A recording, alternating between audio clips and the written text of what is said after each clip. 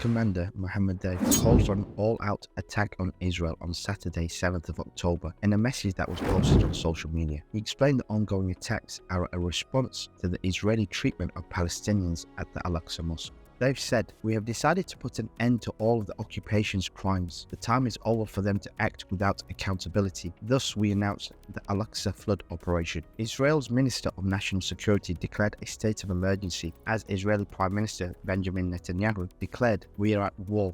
This is not an operation." Hamas invaded villages near Gaza, cutting through the border. Hamas also used parasails to fly over the border. In addition to ground operations, Hamas launched between 2,000 and 5,000 rockets into Israel, with cities such as Tel Aviv reporting damage. Palestinian forces were able to capture Israel's headquarters of the Gaza division in Camp Ra'in. The violence has spread to other regions of Israel. An Israeli police station was set on fire in Jerusalem. Israel has been caught off guard by the surprise attack and tactics utilized. It comes at the worst time for the Netanyahu government, who is looking to normalize relations with Saudi Arabia. This upscaling violence will likely end the normalization.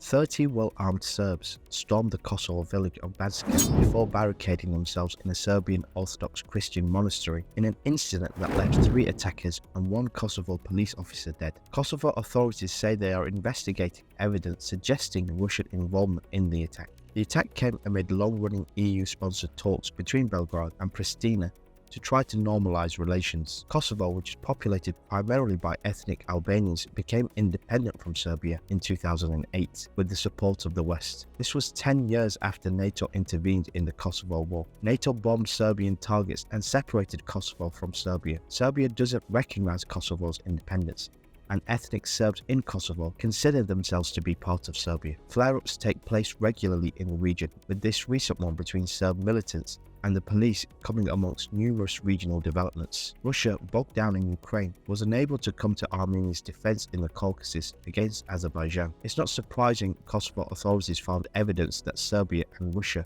were involved in the attack.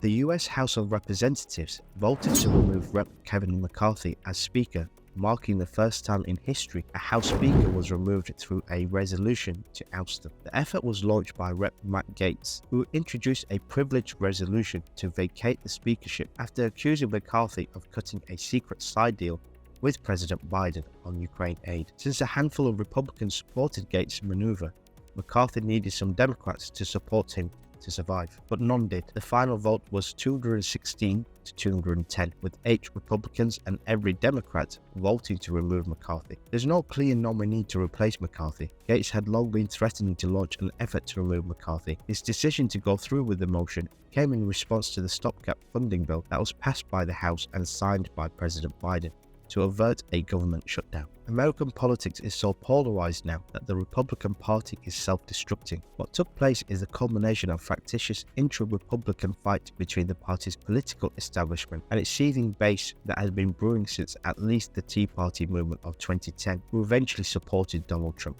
The first cargo ship to pass through the Northern Sea Route arrived in Russia's Kaliningrad, according to the region's governor. The Maersk vessel, loaded with Russian fish and South Korean electronics, became the first container ship to navigate an Arctic sea route. The decision by Maersk, the world's biggest container shipping group, to test out the route is a positive sign for Russia, which hopes this could be a mini Suez Canal, cutting sea transport times from Asia to Europe. The Northern Sea Route runs from Murmansk near Russia's border with Norway to the Bering Strait near Alaska. Ships sailing it require a permit from Russian authorities. While the route is significantly shorter than going via the Suez Canal, it has not yet proven to be commercially viable for shipping containers. Russian officials have said there is a strong interest in the sea route from Asian countries, and that new icebreakers will allow for year-round navigation in the 2020s.